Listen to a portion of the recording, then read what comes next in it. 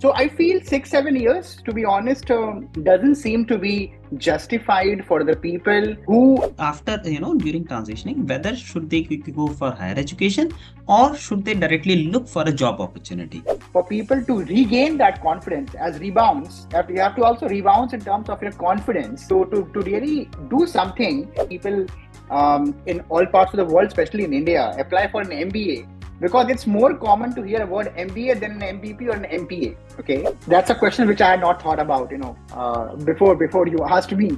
So I'll try to answer it. Can you give some suggestion on how should the candidate portray their UPSC experience? What advice would you give to a 20-year-old kid who is flirting with this idea of preparing for civil services? Hello viewers, we at Rebounce have started a podcast series as part of our Plan B Diaries. Here, we will talk about the journey of ex-UPSC aspirants who have transitioned beyond their, and in fact bounced back beyond their setbacks in UPSC preparation and are working at the leadership roles in various organizations. So as part of this very first session of our podcast series, we have with us Nitin, who brings an impeccable education profile with BTech from IIT Dhanbad and Masters in Public Administration from Harvard, Kennedy. Nitin is currently working as the Vice President at Sanitation and Health Rights in India. Thank you, Nitin, for taking out your time and joining this session. For our viewers, can you give a brief introduction about yourself, your journey so far, and what exactly are you doing currently? Thank you, Jigyasu, for the invite. And I'm so happy to be a part of a podcast like this where you're talking about Plan B. The Plan A versus Plan B episode of Aspirants, I think, rings bell when you hear the word Plan B for the UPSC context. So, yeah, as you were saying, that I did my undergrad from IIT ISM Dhanbad as a mining engineering. And I worked for 1 year in the cement industry. ACC Cements is an organization. I worked there as a deputy manager mining. And before that, after that, I transitioned into the so-called world of policy and development, which I have been a part of since the last 10 years. And so there was this fellowship called Prime Minister's Rural Development Fellowship, PMRDF, which was Ministry of Rural Development initiative to bridge the gap between the community and the administration. And that's why our role was largely to work in the Naxal affected areas of the country and try to strengthen the governance systems in the districts, those districts which were affected by Naxalism. So I was posted in Sitamarhi, which is a district in the northern part of Bihar. And I was very fortunate to get an experience where I could understand how policies which are made at the center level, which can be education policy, health policies, agriculture, nutrition, and how are they implemented at the grassroots with the district administration, block, and community and panchayats, and the whole mechanism of policy implementation. And I think those 3 years of my work in Sitamarhi during PMRDF, it really motivated me to consider this to be a sector and this to be a larger domain going forward, and perhaps forgetting a bit of my mining engineering and journey of that. But again, as you know that, and you're also an engineer, you know that how engineering teaches you many things which never leaves you, or you can never leave them. You can never forget the monkey pulley questions of H.C. Burma, and you can never forget the problem solving, technical skills, and other things of engineering. So I continue to have them. And then I thought about giving a few attempts in UPSC because I can say these 3 years of experience of working in the community and the grassroots made me feel that if you really want to achieve an impact, this is one of the major places where you can do that. Again, it's not only place which can help you make an impact, but it was one of the biggest things I considered at that moment to explore and venture. So I gave a couple of attempts. I gave 3 mains and 1 interview, missed by 7, 9, 13 marks in 3 attempts, which I gave. And then after those 2.5, 3 years of my of my preparation, I decided to move on to do my master's in public administration in international development, MPID as the program is called, in Harvard Kennedy School, as you mentioned. And so, yeah, I basically had applied for it. I got selected in it. But then 2020, COVID happened. And because when COVID happened, I thought it might not be worth as much as I had thought about to work, to go for studies in Harvard, or to do this online come remote come physical education, and that's why I deferred my admission to 2021, and I worked for a year and a half, 20 to 2021, in EY as a senior consultant in the government and public sector consulting division. So if you see, that's also similar to my experiences of PMRDF, and also aligned to the experiences which I gained during my UPSC preparation of how governments and how policies are created or implemented, etc. So yeah, I worked there. My place, the place where I was sent as a team leader was Dhanbad, which is a district in Jharkhand. We might connect with the Gangs of Wasseypur movie. I think it's the easiest to connect. But yeah, so it was a great experience there as well. It was a COVID time when the world had gone remote.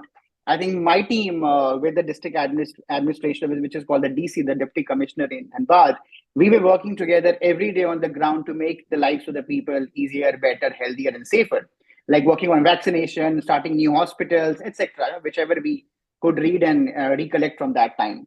So yeah, it was a great opportunity again to see something and do something on the ground. So I'll say that's again my implementation experiences and strategy and planning. So long story short, all those experiences in those years then made me transition into Harvard Kennedy School, where I studied economics and policy and development in 2 years from 21 to 23. I'm giving the timeline as well so as to for people to Yes. understand how and where I am now. And then after those 2 years of my, I'll say, life-changing experience, to be honest, people can use those terms for many things. I will use this for a very simple reason, that before coming to Harvard, I had not ventured into any such global ecosystem like this, where I had a cohort of 87 students from 45 countries. So that's something which I really tasted for the very first time, and that's why I would use the word life-changing for my experiences. And after that, I think I thought of doing something where I can act as a bridge between the world where I come from, which is India, and the state of Bihar, where I'm from, and the world where I live in now, which is in Providence, Rhode Island. So I basically acted as a mechanic. I wanted to act as a bridge between that world and this world. And now I'm working as a in a social impact startup called SHRI.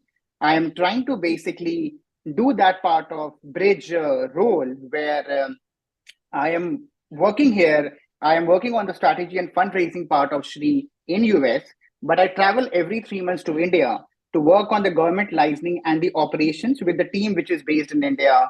And the whole work of the company SHRI is to enhance people's access to sanitation and water. So as of now, even in larger parts of the country, especially in the states of Bihar and Jharkhand, where we operate, there are the fundamental problems of menstrual hygiene, sanitation, access, and water. So as of now, we are trying to do some stuff in that to provide people high quality sanitation and water services. So yeah, this was my I'll say long introduction and monologue. Sorry for making it too big. Thank you for your introduction, Nitin. It was a very insightful discussion. I think, your journey is really, really interesting. Talking about the start of your journey. So, what was that time when you decided to leave civil services preparation? So, was there a trigger which came, or a self-imposed limit you always had, or something else due to which you decided that, okay, now things are not moving and you need to move on? Hmm, that's interesting. So I think if I understood your question correctly, you want to you're asking about the 2019, 2020, when I so-called thought about applying for the US colleges and leaving the world of preparation, even when I had attempts left. Am I right? Yes, yes. Yeah. Okay. Good. No, thank you for clarifying. So I think, yeah, the reason I think why I thought about it's time to think about something else, which is a plan B kind of thing. I feel that I had already given, whatever was required in those 3 years. So in 2017, my first attempt, I gave prelims and mains. I missed my interview call by 9 marks. I thought, okay, this seems that I have done some good effort. Maybe next time, if I put in more effort and more resources, I can qualify the interview or maybe become a civil servant as well. So next year I gave my more effort, more resources, more labor, more time, and then I gave interview. So I was happy that now I have moved on to the next stage, which seems that things are going well. And after my interview, which went very well, thanks to the I'll say the board, which was very benign and nice. They made me comfortable, and we had a good conversation in the interview. I felt now I am very close, inching towards the success as such. But then I didn't qualify. And as you know that after you get the results and then the next prelims, you generally have a difference of like a month or two, not more than that gap you have. So there was a question in my mind that because now I have put in everything and I have moved from this path of the last year and a half, is it the end? Whether I should give one more attempt or I should just like call it off. That it's what I was supposed to do and I have done it. But because I thought that okay, I have given 2 years, the concept of escalation of commitments and cost fallacy from psychology, I thought maybe let's give one more year because I'm now very, very close to becoming one as such. And that's why I gave 2019 attempt as well. But after 2019 prelims, I had really made up my mind that irrespective of whatever the outcome of this exam this year might be, I will not give it a next year attempt. Okay. So even if I qualify, obviously, then I will not give it. But even if I qualify and I get a lower rank or a lower service as such, even then I would either take up that job or I would do something else. So in 2019, before and after the mains, that clarity had come up in my mind that this is the last attempt. Okay. So when I had thought about that, it was more about what I want to do next. And because I had a couple of friends who were in the PMRDF who had taken up this course of MPID at the Kennedy School, and they told me some good things about it. And another friend of mine, Prashant, he was also applying for such courses. Together, we were in the same boat that let's apply and let's see where our future lies in. And that's where I applied for these colleges. And thankfully, I applied for 7 of them, and 7 out of those colleges and 6 out of them I was accepted in. So yeah, I'll say this was I think the reason why I made this decision. I hope I answered your question. Yes, yes, you certainly answered my question. In fact, nowadays we see that a lot of candidates, spend 6, 7 years of their life preparing for this examination. Do you really think that it's worth pursuing, your preparation for 6, 7 years for an exam? Yeah, that's a great question. And many times, many friends of mine who like you, who have also spent some years in it, I can ask you this question as well, and then you can give your answer. But if you ask me, I'll say 6, 7 years, for anything, for anything is obviously is a lot time, like long amount of time to be. That's the reason, I always compare UPSC timelines with the IIT preparation. I remember when I was a child, a cousin of mine, he used to prepare for IIT, and I think he spent 4, 5, 6 years in IIT preparation. And maybe that was the reason why IIT, the system decided that there should be a capping of attempts, and then it became 2 attempts, and people have to leave and go to either an NIT or a private college or whatever, do something else, if not become an engineer. So at least I compared that concept a bit here. People can say no, but that's a different world. This is a different world. People come from different background, arts, commerce, etc., and they have different journeys and different aspirations. But there has to be some thought, and there have been so many committees, as we know, in our UPSC years. I think Baswan committee and all that, who had suggested reducing the age and the number of attempts. So I feel 6, 7 years, to be honest, doesn't seem to be justified for the people who have devoted that much time. And again, if you qualify after 6 years, you don't think about this. But if you don't qualify, then you start questioning the very fact why there were so many years. If there was only a couple of years or couple of attempts, I might not have wasted my time, etc. But to be honest, nobody is forcing us to give 6 attempts, even if there are 6 attempts, maybe for general category students. It's more about whether we want to do it or not after a couple of years. As I said, I felt that I have given everything which I was supposed to do for GS, for ethics, for my essay, for my optional everything. And there's no reason why I should continue in this so-called, I'll say, vicious cycle of annual examinations of UPSC. And I moved ahead. But I won't say that everyone has to move in 3 years or 2 years or 5 years. That's something which I think should be an individual decision when they want to move ahead. But there should be a serious thought, I think, before you start the preparation, during the time of preparation, and almost the time when you want to stop your preparation, that this is the number of years or number of attempts which I had thought of putting in, and I have put in those number of attempts, and now I want to venture into something which I wanted to do maybe before I started preparation, or they discovered that during the process of preparation. Right. We can completely resonate with what you said. And as I always say that even if you are one of the best candidate out there in the market, then also there is a non-zero probability that you may never find your name in the finalist. Because there are a lot of factors which works for you and against you in finding your name in the holy PDF. That's why we at Rebounce usually suggest that you know give few attempts, let's say a couple of attempts. After that, if you feel that you want to give more attempts, get a job along with this, start preparing. Because if you are a serious aspirant, then 2 attempts eventually means 3 years, and then in 3 years you get a decent grip of all the subjects. All you need is the revision and keeping you up to mark with the current affairs and what is going on, that. But right, we completely agree with you. And somehow, even when candidates who have such a long gap years of 5, 6 years try to transition to the corporate world, they face a lot of challenges in making this transition, especially if they do not have a prior experience. Now, talking about your experience of transition, you said that you applied to 7 colleges and got admit from 6 of them. So, can you tell us a bit about your transition journey and what all you did to which helped you to get an admit from all these top-notch colleges? Yeah, no, thank you, Jigyasu, for asking that. And when it comes to transition, I think two things. One was obviously that I moved from India to Harvard, so that is also a transition which happened almost at the same time, UPSC to Harvard. And I also see a transition happening from UPSC to EY because it also happened. In fact, before in a way now when I have deferred my program. So I'll say about two things, both of them, if that's okay. Starting with the Harvard, I think transition. I'll say that again, it's hard to say why those colleges accepted my application, but one of the reasons which I believe was instrumental in getting such an acceptance was my 3 years of experience during PMRDF. Because again, I was applying for masters in public policy or development, and those 3 years of my experience was with policy making / implementation. So it was like really connected to what I was applying for. If I was applying for data analytics and I had done something else, it might not have been that congruent, and then maybe my acceptance rate would have been different.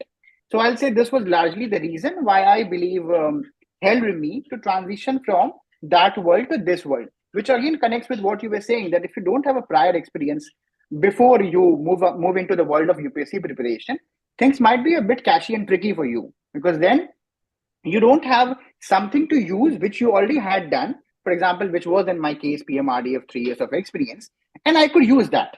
So it's sometimes very important to understand your USP and your unique experiences and your own skill sets, which can be your background, which can be your job, which can be your maybe the prior jobs as you were mentioning.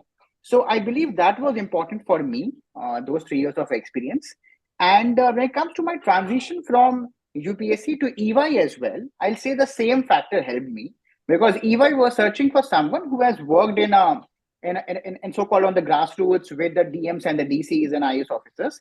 And because I had done that for 3 years, and they were in search of someone who can lead a team as well, which I had done something in my PMRDF work. So I feel how the prior job of 3 years of my fellowship really aided me to get into these two transition worlds. But that cannot be the case with everyone. Like everyone might not have those 3 years of experience of PMRDF or political consulting or a strategic management job and all. But this is also which many people have. But even those people, after preparing for 3, 4, 5, 6 years, might lose that confidence to think about how they can harness those prior jobs and prior experiences. So I'll say this was largely in my case. Yes, makes a lot of sense. Talking about your higher education journey, so we at Rebounce interact with a lot of candidates who want to get into top-notch colleges in their MPP, MPA, and other programs. So, can you suggest a series of things or few things which ex-UPSC aspirants can do, which can help them in getting an admit from those colleges? Yeah, no, that's a great question, which I think I have been asked by many people just because I have made that transition. And to be honest, I might not have the guru mantra for that, and I can say just do these things, and you will get an admit. Because At the end of the day, the whole application process might not be as objective as we can try to make it. But at the same time, I'll say three, four, five things which I believe can be helpful for people who are trying to make that transition. One of them would obviously be, which you also said, even during the UPSC preparation, many people, for example, who stay in like Delhi, ORN, and Karol Bagh, they are living in a place where there are lots of things happening around. For example, I always give an example of Teach for India. Now, Teach for India is a great institution which is doing great work in education, and a lot of people are working in Delhi in Teach for India. So if you really want to do something, people say you just don't need to become a civil servant to make a change in the society. You can do many other things to make a change. One of them can be, for example, working with an NGO. It can be an internship. It can be a volunteer kind of role, many things. Sometimes you don't need to have a profile or a tag or a position in your resume to really get a future, some support of, of application or something like that.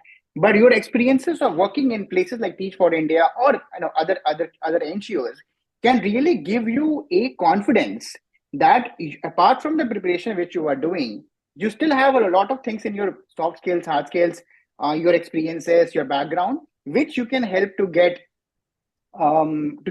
things done. So I'll say those kinds of internships are around you and around everyone, which can be harnessed. Secondly, I would say again fellowships like I did, for example, the PMRDF. There are many other fellowships happening in India even now at different state level. Like Punjab has a CM fellowship, Haryana has that and all that. So maybe people who have given 2-3 years of UPSC preparation, as you were saying, might think about taking up some job or some fellowship. And then those experiences can also help them to get into a top-notch college or something like that within India or outside India. I'll say the third path can be more of a full-time role. This fellowship and the internship can be maybe not like a full-time role, but third, it can be more of a full-time role in the world of policy consulting, political consulting, strategy consulting, and all those kinds of world where your experiences of UPSC preparation, be it the polity and the economics and all, can be useful. Plus current affairs and GS and Hindu and Indian Express, all of them can be really useful when you are working with a client, be it a district administration or be it the state government, and then you can use that platform of working in those organizations to then again apply for different places and get a admit from those places. So I'll say these 3-4 things can be helpful even while you are preparing for UPSC, or you are just now thinking about making a transition to something as such. Right. I completely agree with you on this. In fact, you mentioned about taking a few opportunities, basically building your own profile and then trying to get the admits from the top-notch colleges. Even here, some candidates face a dilemma in terms of whether after, during transitioning, whether should they go for higher education or should they directly look for a job opportunity. The higher education could be anything, be it an MBA, MPP, MPA, whatever it is. Higher education versus job opportunity. So what suggestion would you give to them? Oh, that's a great question. Now, I think your questions are becoming more complicated and more difficult. No, what I would say, Jigyasu, in that case, again, it's a very individual decision whether they want to apply directly for an higher education or they want to apply for jobs. Some people already might have a degree, for example, an MBA from some place. And so then people might feel, why to do a second MBA when I have already an MBA? So for them, I think it's a much easier question to answer. But for people who, for example, have only an undergrad, for example, from an NIT or IIT or whatever college, now for those people, they didn't do any job. So they did their engineering, they didn't do any job, they directly jumped into the world of UPSC, have given 3-4 years. Now for those people, it might be interesting what they want to do next. Because for them, both options, I will say, are open. They can go for a higher education. They can also think about a job. So I say at that moment, that individual has to take that decision based on his or her circumstances. Now that individual might really need some quick money at that moment because of family pressure or because of many other things. That person might need as such a position in some organization to get a confidence to even think about applying to a top-notch college. So I'll say that's a very individual-centric decision. What I would say from my experiences, that if you get these experiences, be it an internship or a fellowship or a job, it becomes, I'll say, much easier for you from emotionally and I'll say economically to then think about applying to different universities and colleges, because sometimes you might not get full scholarship, or you might not as such get admit in the first attempt when you gave those exams and those applications. But because you're still working, you don't have that kind of, I'll say, unsafe grounds to maneuver. You are still feeling that, okay, I have a job, I'm working, I'm earning, I'm getting some good experiences on the ground as well, and I can give, and I can apply again next year. So that's why I feel, as you were saying earlier, that people might take a job, full time internship, short time, whatever, but it helps you in many ways, from economical, emotional, psychological, I'll say, boost as well. So for me, if you ask, I can say this can be a path as well, but it cannot be generalized to, I'll say, everyone. Right. Completely agree. In fact, when candidates appear even for, let's say, CAT examination, their also profile matters a lot. So sometimes candidate decide to, prepare for the examination for 6 months or a year, etc. Then this further increases their gap years. So if they can somehow get into something, build their profile along with this, prepare for an examination like CAT, GMAT, or whatever it is, it certainly helps them in building their profile and obviously in reducing the risk, because anyway they have taken a lot of risk. So yes, I completely agree with you on this. And now, after your civil services preparation, once you deferred your uh, admit at Harvard, you got into EY. So what kind of challenges you faced in making this transition to EY, and how you tackled? What advice would you give to somebody who, let's say, already have some experience and want to get into organizations like Big Four? Yeah, no, that's a great question. And just to add to the previous question about, whether you go for higher education, I just came something came into my mind. I just want to add that as well for that context. It's also a good thing to take a break from, studying, after you have given 3 4 5 years of, studying thing, and now think about GMAT CAT again as another study.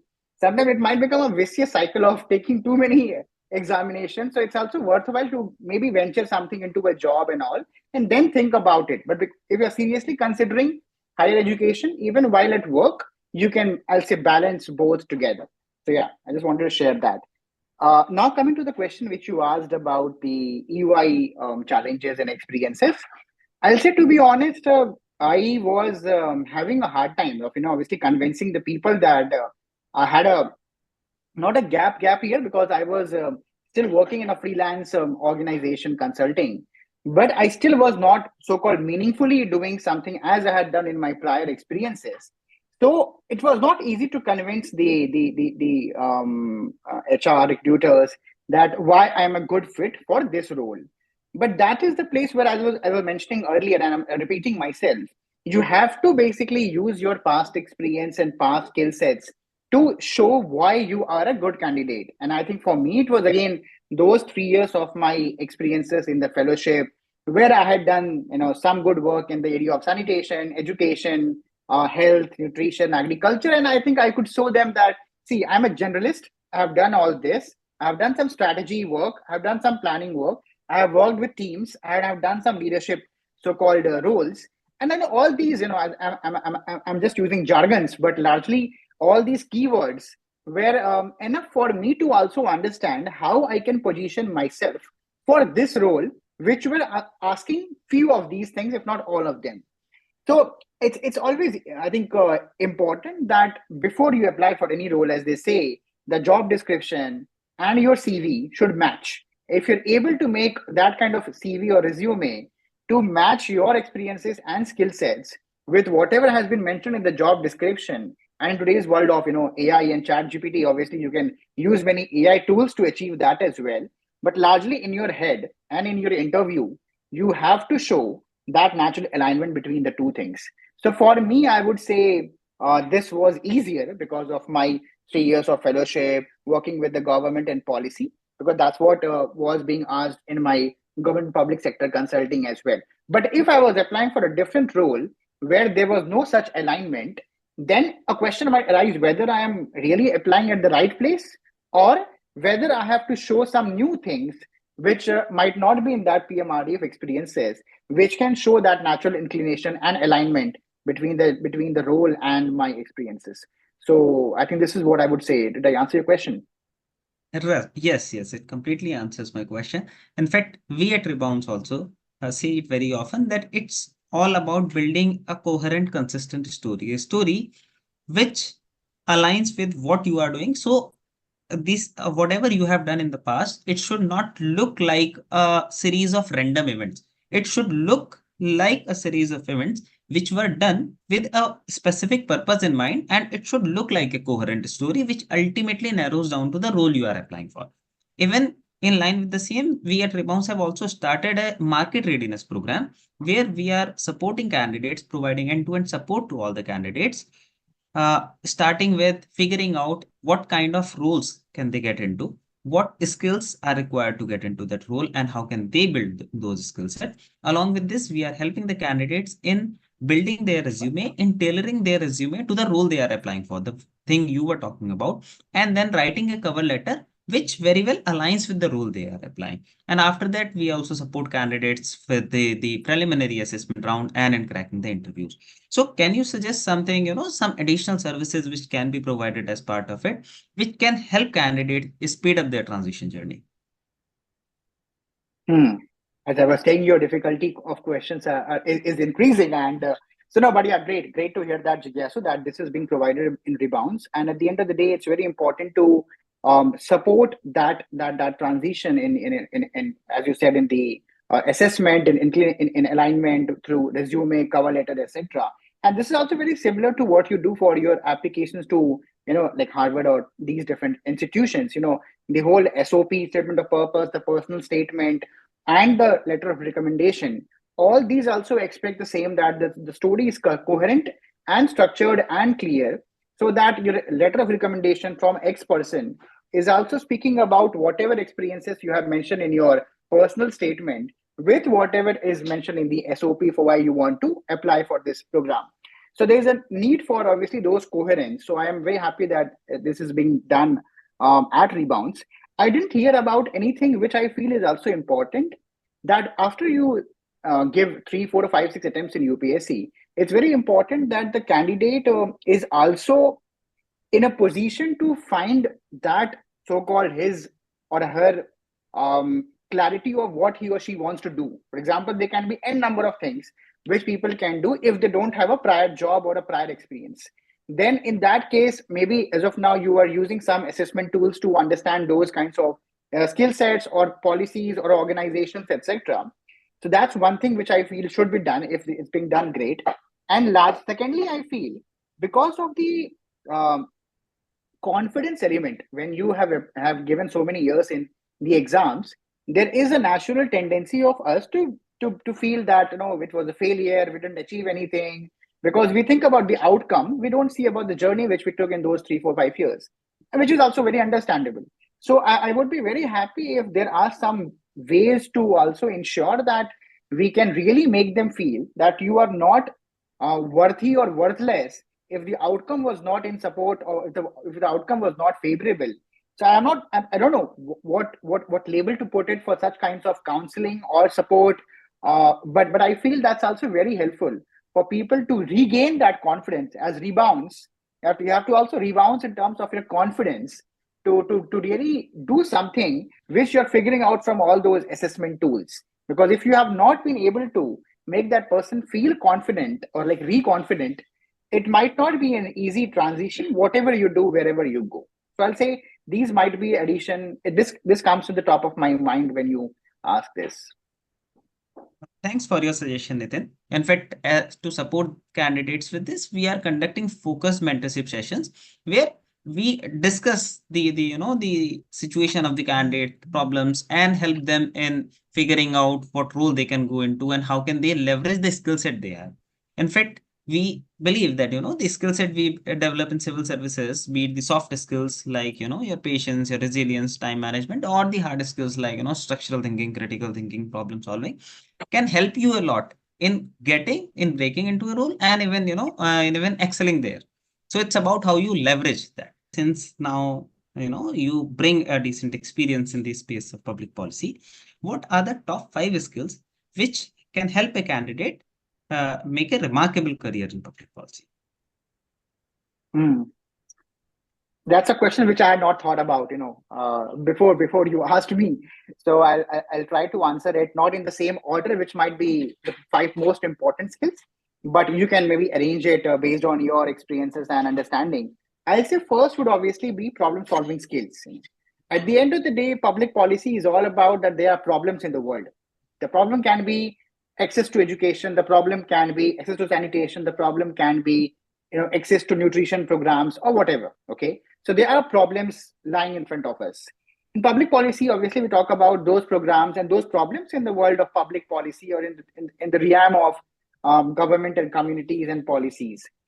Second, which is associated with the problem solving, what is solving? The problems are there, but you have to solve them. Again, when it comes to the word solving, you might not just use a magical band to solve that problem. You have to find some of the other strategies or interventions or teamwork so as to have that clarity of how this problem can be solved in a scalable, impactful, and in a timeline which also suits the work. So I'll say problem solving skills will be one of the most important. Second will be communication skills. In present time, I think at the end of the day, even if you are able to solve the problem, if you are not able to communicate it enough in a manner which is easy and good enough for people to understand what you did, it might not be worthwhile to even do whatever you did.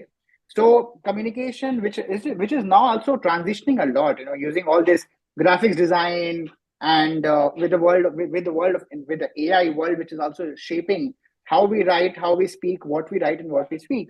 It's important to have that knack of communication skills, which can be from a PowerPoint slides to storytelling on a TEDx platform. So that I'll say is important. Third, I would say is which is becoming largely in the world of public policy, people who want to be experts in M&E, data analytics, etc., that it's good to have a knowledge of some such tools, which can be, Stata, R, and these kinds of statistical languages, or it can be Python for people who have more experiences in the world of computer science or software. So these, I'll say, statistical hard skills can also be really helpful in the world of public policy. As I was mentioning about impact assessment and evaluation, this is largely what helps people to understand if there are these problems and if these interventions have been done. These tools help you to get an idea about. So these three, I'll say, are the most important skills apart from what we have already discussed, that the soft skills, which can be great perseverance, emotional quotient, I think that's something which is needed for everyone in every domain, including public policy.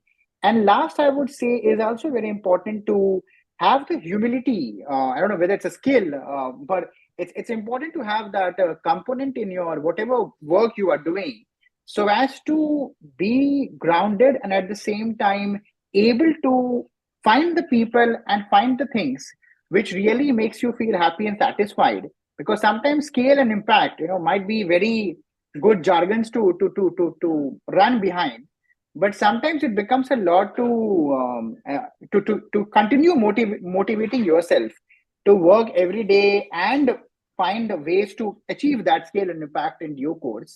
And when you achieve that, again, you have to have that humility and clarity of thought to keep working in the direction which you are doing.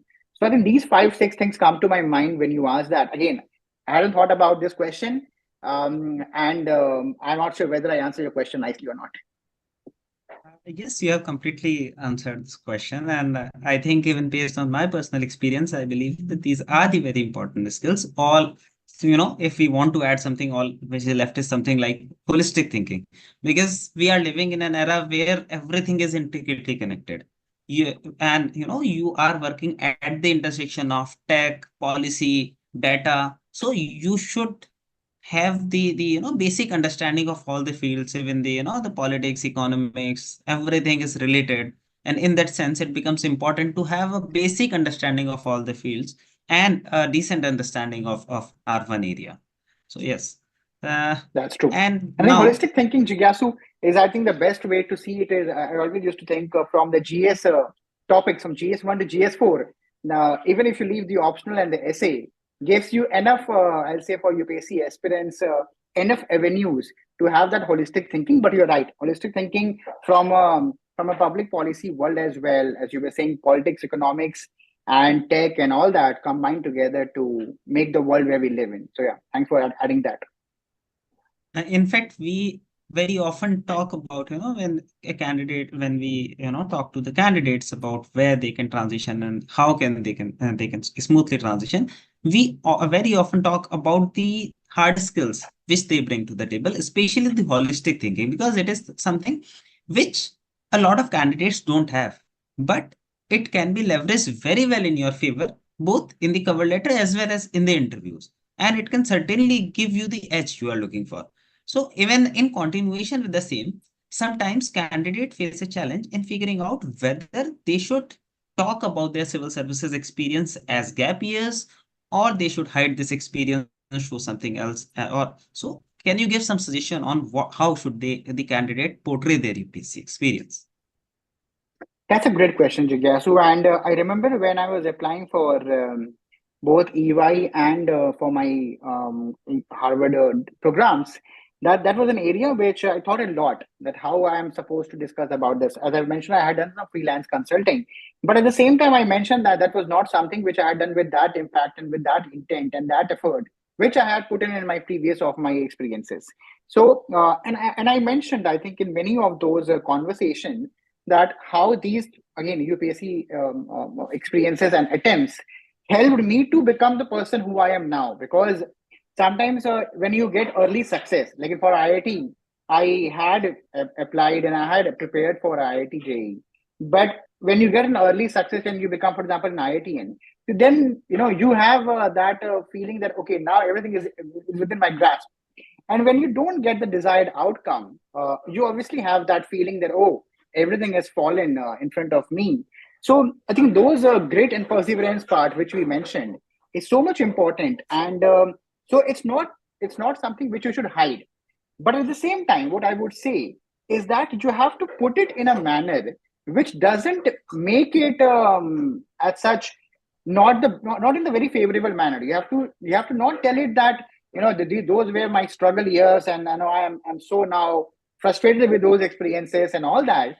You have to, I think, package it in a manner which is basically, again, that natural alignment between what you want to do and what you did in those years.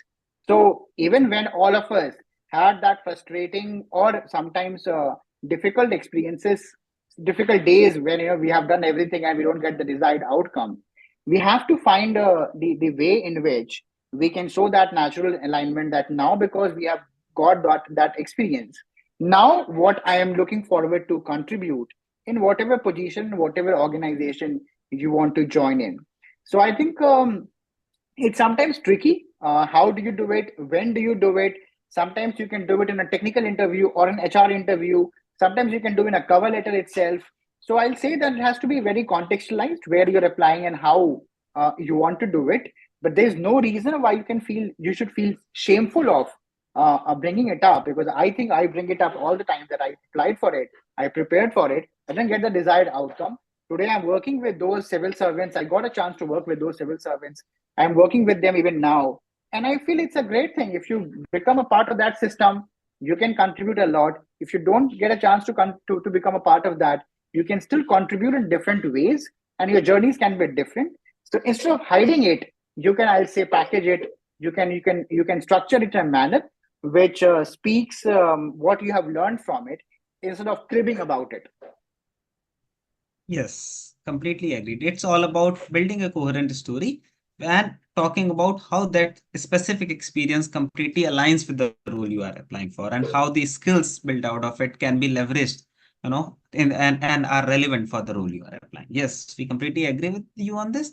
But sometimes candidates, face challenges in figuring out, okay, how can I showcase my UPSC experience, especially when, I was not able to qualify prelims, etc., etc. So that's where, we as Rebounce help a lot of candidates in figuring out how that UPSC experience is relevant for the role they are applying for. But yes, completely agreed. So now, just to conclude this session, the last question which I would like to ask from you, I'll say, what advice would you give to a 20-year-old kid who is flirting with this idea of preparing for civil services? Wow, I think that's I'll say an easier question as compared to the difficult question which I've already asked.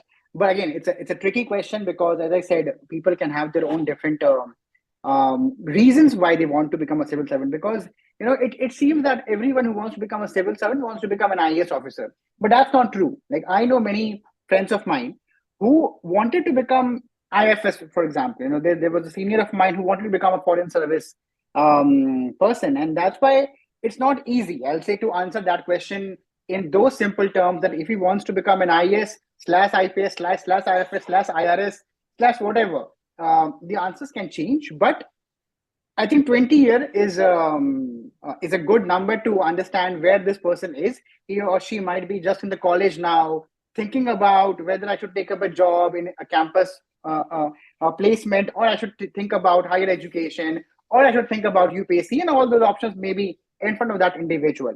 Also, that individual should obviously think about why he or she wants to do, like why he or she wants to become a part of the civil service, high, like bigger fraternity, which can be any service as such. Sometimes you don't need to have any such preference for one of the services. You just want to be a part of the system. But I would say, as I was saying earlier, it's important to think why you want to become that very position and that very profile. Think about that. Give at least, I'll say, 6 months. Talk to as many people as you can who are either in the system or who could not be a part of the system. Because sometimes we only reach out to people who maybe became IAS officers or IPS officers, and we don't talk to the people like us who didn't become one, but at least had some experiences of that examination and can also share some experiences. So I'm not saying that everyone should reach out to Jigyasu or Nitin, but I am just saying that whenever you are trying to make that decision, you should try to talk to people who are in both buckets of this world, who got the desired outcome or who didn't get the desired outcome. So that, I'll say, will be very important, which you already have said, reaching out to people and understanding about it, about if you want to, for example, become a part of IAS officer, or the system, to make a technical revolution in the world of EVs, as you were saying, the EV, you're now working with some EV firm. Is that the best way to really make an impact in the world of electric vehicles? Or there are other ways to perhaps make a better and larger impact, which is scalable, impactful, and all that? So I would say that when you talk to people, you will get a better understanding of whether this is the desired path to do it, or there are other paths which I was not aware about. So in economics, as they call it, a very good concept called information asymmetry. I think in the world of information asymmetry, sometimes because we don't know about something, and that's why we are not even thinking about it, even when that might be the most suitable aspect. So long story short, for a 20-year-old, I would say get information about why you want to do that, and what different challenges and skill sets and what different knowledge component has to be added. Just thinking about, okay, I want to be a civil servant, let me give UPSC and it's done. So I gave psychology as my optional. I still remember there was this concept of person job fit, PJ, we used to say. For any role, for any position, or for any such dream, there has to be this alignment of person and the job, as we discussed earlier, the job description and what you have done in the past. So that person job fit has to be also thought about when this 20-year-old boy or a girl is thinking about, I want to prepare for UPSC, whether I should prepare or whether I should not prepare, and just not get caught up in this web that, okay, this is the only thing where you can achieve scale and impact. But I feel that when you talk to people, you will get a more idea of what other things exist in the world, be it in corporate sector, be it in NGO, be it starting their own company, which can be their social impact startup, or some enterprise. So I think this might be a better way of structuring and planning. Maybe holistic thinking is this what, Jigyasu, you would also say might be. So yeah, this is what I would say when a 20-year-old reaches out to me. Right. I completely resonate with you on this. Especially, it reminds me of my days when I was thinking of preparing for civil services. I took, I think, around 6 months to decide whether I should leave my quasi corporate career, which was providing me some, really great, promising career opportunities. So that's when I thought that, okay, ultimate aim because of which I want to prepare for civil services is to create a large scale impact. That's when I, narrowed down to two options. Okay, civil services is probably one, and entrepreneurship is probably the other option. And finally, by looking at the pros and cons of both, and more specifically, I borrowed the NCERT books, and then I fell in love with them while I was, working. That's when I decided that, okay, let's go for civil services, because anyway, I am loving the syllabus. So let's just explore the syllabus. Even if I won't gain anything out of it, I'll at least, get a chance to read what I didn't read at the right time. So, and in fact, then the UPSC thing didn't work, but the goal was to create an impact. So that's when we, finally decided to build our own social venture, Rebounce. So at that time, there was no clarity on whether we can even, think of something like Rebounce. But since the goal was to create an impact, then we decided to find an alternative means for that. Now, apart from working as a political consultant, which I'm doing. So yes, the larger goal should be clear instead of, looking at the glamour associated with civil services, especially the way they are glorified by coaching industries and a lot of this. Yeah, no, you're right, Jigyasu. I think it's very important that you have that kind of mission. As we say in organizations, have to have a mission vision component. Sometimes it's important also think for an individual to have that kind of mission and vision statement, because once you have that, then you can think how you can achieve that, how you can attain that mission and vision in your life. And once you have known that how, then if there are two, three, four, five things, which can be your plan A, plan B, plan C, plan D, then if the plan A doesn't work, you still have plan B, plan C, plan D to achieve that same mission and vision. And for you, as you said, it is now the enterprise and the social impact, which you are still getting that goal achieved. So yeah, you're right. Thank you, Nitin, for having this podcast. It was great interacting with you. It was a great learning experience. Even I gained a lot out of it, and I'm very sure that our audience will also gain a lot out of it. Yeah, thank you, Jigyasu, for inviting me to this podcast, and I was happy that something like this Rebounce, as you mentioned, is doing so many important works of helping the candidates transition from the world of preparations to the world of, I'll say, the real world of working and figuring out things. Apart from figuring out which coaching and which test series to apply and write exams, which is also a very important real world. But sometimes we get trapped in that for so many years that as we lose confidence or we lose our instrumental value, and we start questioning our belief sets and our value systems as well. So I think I'm very happy that this is something which Rebounce is trying to make that, to become that bridge. And I think after the movie 12th Fail, this is becoming more common to think about restart, rebounds. So I'm happy that this is also getting a part of our conversations and narratives. So it was a good talking to you, and I hope that our conversations will be found to be helpful for the UPSC aspirants who are transitioning, who have already transitioned, and are still transitioning maybe from whatever they are doing to higher education. And I'm happy to be to answer any question which people can have in maybe in comments or in other ways in which you want me to respond to some questions of people. So yeah, thank you. Thank you, Nitin. Thank you for taking out your time and accepting our invite. It was really great talking. Thank you. Thank you, Jigyasu. Thank you so much. Have a good day.